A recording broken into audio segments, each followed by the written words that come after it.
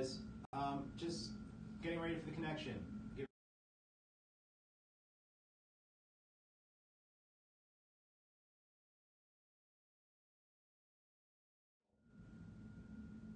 That's me. You're in.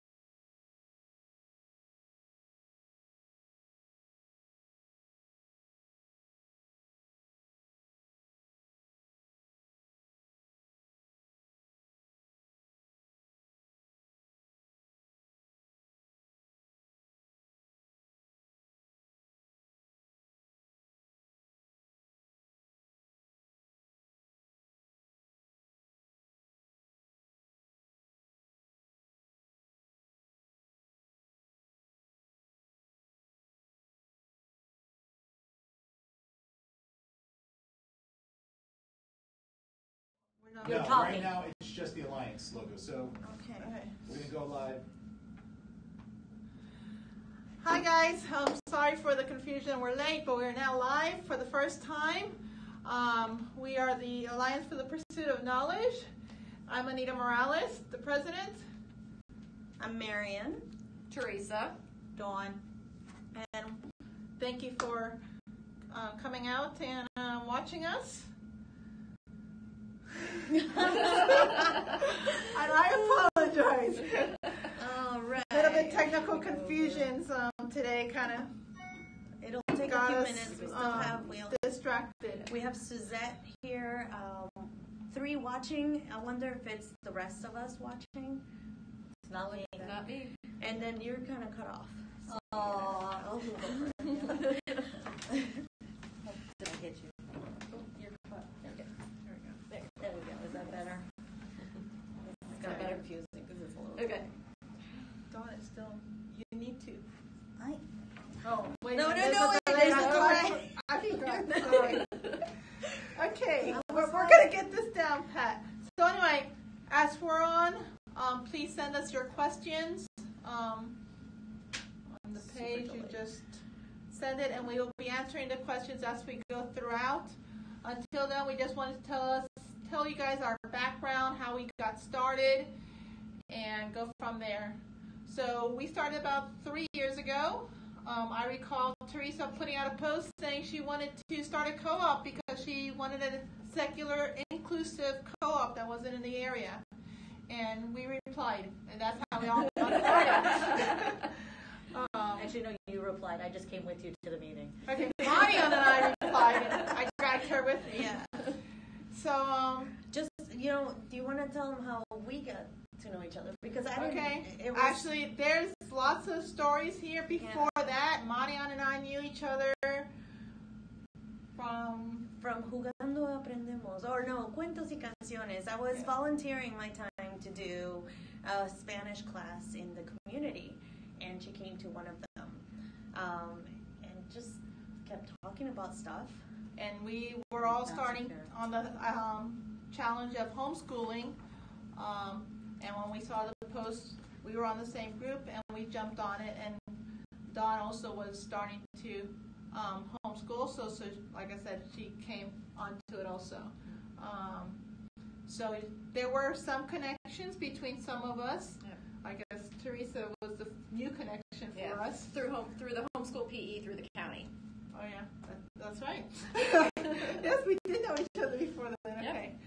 So, but because of that, we started the homeschool group. It's always been on a volunteer basis. We started out with 3 classes and 8 students.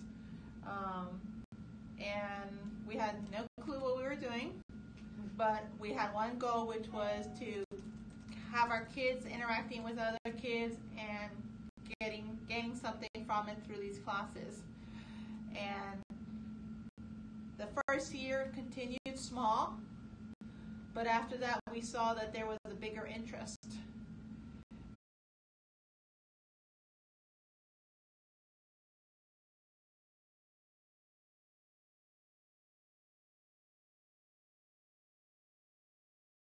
Volunteers that we have had teaching these classes, I thank you so much, because I think I counted last night. I think it was 35 teachers that have volunteered. 35 teachers. So far. I mean, it's and each one brings something different to the group. I mean, because we all bring our different experiences, and that's the whole biggest thing that I wanted from this co-op for the kids. Because I'm going to relate right now to the public school system. Is the one thing that I got from the public school system is being able to interact with different types of teachers.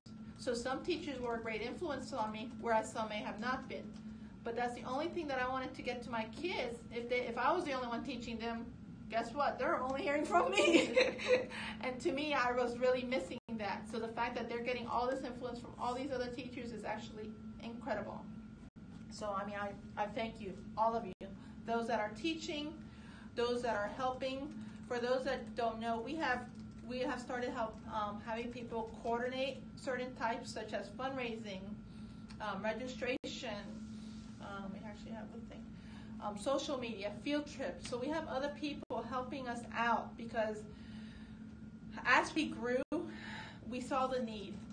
And unfortunately, you're looking at 4 people here that come from a professional background and a little bit a personality that some of us a little more than others. That end up keep striving for more once they start seeing the ball rolling. I think there's a spectrum right here. Yeah. Actually, it's a pretty good spectrum. Yeah. So once we started seeing the ball rolling, it kept getting bigger. But the thing is, we kept seeing things in a positive light. It wasn't like it was getting bigger in a negative way. It was getting bigger in a positive way. We were having people volunteer. The amount of classes we were able to have expanded so much is when we went and looked for other sites, which is why we ended up at Gardenville. So then we took the next step. Because of being so big and stuff, we did see the need of becoming a corporation. So we became a Florida nonprofit corporation in 2017. But people kept talking and stuff and said, what about being a nonprofit? I thought that was crazy. And yet you jumped on board a lot quicker than I did. Nonprofits are for big entities. But after reviewing things, we said we can do this. And we did. We actually did all the paperwork and everything ourselves. So people who say, no, you can't, no, yes, you can. Yes, you just have to. And pretty much everything we have been doing ourselves. We haven't actually any of that. No. So we haven't hired out anything. We've done all we've done we were everything. going to, but then we didn't. Yeah. So then by end of 2017, we actually got our nonprofit status, which has now opened up more doors. Yes. Through Suzette, our fundraising coordinator, she has helped us so much. She's right here, so give her a shout out. She's looking. Thank you, Suzette. She, I can't even remember how we started up on the fundraising kick, but she grabbed that ball and she ran with it. I mean, it just blew my mind away. Never thought about where it could go. And she has ended up raising over 2,000. Yeah. I want to say probably over 3,000. Yeah. as of now. I mean, she still has more fundraising things lined up, which is amazing and great, and is, like I said, going to keep us moving forward, because now, since we initially started those funds because we needed to get insurance, and we didn't have all the funds in there to pay for the insurance. So she said, okay, let's do the fundraising, and we started that, and that was the initial purpose of it. But since now we had some funds in there, we said, okay, what else can we do? We found out about a grant through the Children's Board of Hillsborough County. This grant was for allowing people who had an existing program to add on to that program. So we were like, well, we offer co-op classes. At first we couldn't think of anything, but then it was like, well, we have been doing Lego classes through one of our teachers, and the kids have been really liking it, and we said, well, maybe we can expand that, because a couple of the other kids have been doing Lego FLL League, which is not part of the co-op, but I personally know them, and they've enjoyed it, and I know the kids in the Lego classes have enjoyed it. So we talked about it and said, what if we could do Lego robotics classes? That's an expansion, and that's a chunk of money we didn't have to buy ourselves. So we put the paperwork together for the grant, and we have been awarded that grant, and we are now starting to implement that. So in the fall, as most of you know, we're going to actually be offering Lego robotics classes for the We Do, which is for younger kids, and the EV3, which is for older kids, at both locations. So we're really looking forward to that. And by the way, anyone looking to teach EV3 classes, please contact me. Specifically at Gardenville? Or specifically both. Yeah. So yeah, we have come a long way. So I've been talking. Would one of you like to say something?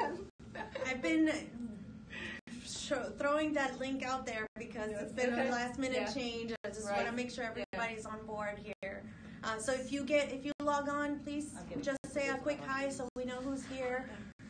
We'll open up the floor in a little bit, but we can still, definitely. Okay. So some of the questions that we've been getting recently is, tell us about your financing. Why are we fundraising?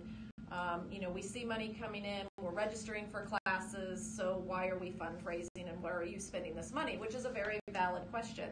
I serve as treasurer and risk management, and I am going to put a financial statement together that shows kind of line by line where everything goes. But in a nutshell, as far as if you want to look at just the co-op, because that really is our revenue stream right now, on a general session, we bring in, so just pick one session, be it fall or spring 1 or spring 2, we bring in around $2,400 for income. 57% of that actually goes to expenses. And so we pay the county 30% of what we bring in. 16% goes towards background checks, 5% to fees such as PayPal fees, the registration portal fees, PayPal, etc. 4% goes to certificates, so your certificates and the programs for presentation day, and then another 2% towards orientation day. So for each session, we bring in about $2,400. We end up at the end of that session with somewhere around $1,050. These expenses don't include our insurance, don't include business fees like filing fees, etc., that we may have on top. We did initially pick up the insurance in order to cover field trips, but when we first started the co-op, we were under the understanding through the county that their insurance covered our co-op. We get further in and find out from the county that no, after we had already purchased the insurance for what we thought was just going to be field trips, we found out that no, their insurance only basically covers should someone in our co-op do something on their property, it covers them. It does not cover us. And so that insurance is here to stay regardless of what other activities we do. Which means that if they find it's the teacher's fault, that something happened to the child, the park's going to say, that's not our fault. Right. That was your co-op. Right. We're out of here. So that's why just because it happens on the park doesn't mean it's covered. Right. If they feel it's part of the co-op's problem, then the park is out, which is why we need our insurance to be covering us, because unfortunately some accidents happen and we just need to be on the safe side. So it covers us, it covers our teachers, it covers basically our day-to-day activities with the co-op. That runs currently this year $3,200, and you can expect that to go up every year. So you can see just through the co-op money, there's not even, we're $50 short just to even cover our insurance at the end of the year. So that is why fundraising will still be a part of it, but we've intentionally kept our fees low. The going rate right now in most of the other co-ops in the area is around $125 for an 8 to 9 week session. Somewhere between $5 and $10 per class period, whereas we're charging $1 per class period. And so that's why it's that volunteers are so important, that we have the volunteers there to help us out. It's why fundraising, and it's why, we ask you to bring in food on presentation day to help us out. For the amount of food that we provide on presentation day would cost us several $100s. And that would be money coming out of the Alliance, which would then be less things that we can do.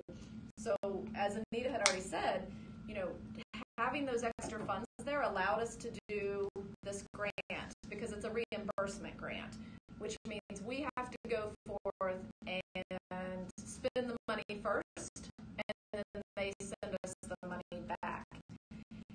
And we wouldn't have been able to do that without the fundraising. So again, thank you, Suzette. Great job. Just another note on that grant. That grant is totaling $4,226. So that is how amazing that the fundraising has helped us, because like I said, there is no way we could have done it without those monies in there, because we have to purchase it before it's reimbursed with us. That money is getting us, like I said, we do kits, ED3 kits, but it's also getting us 5 laptops that we're hoping that maybe can be utilized for other classes. So even though we're going to initially start out with the Lego robotics classes, we're hoping to utilize these components in future classes. So I'm currently leading that program for these 4 classes coming up, but people have ideas. They say, okay, this is going to be equipment that can be used at the co-op for classes. You just need to come and approach us about it and let us know what you would like to utilize it for. Right. So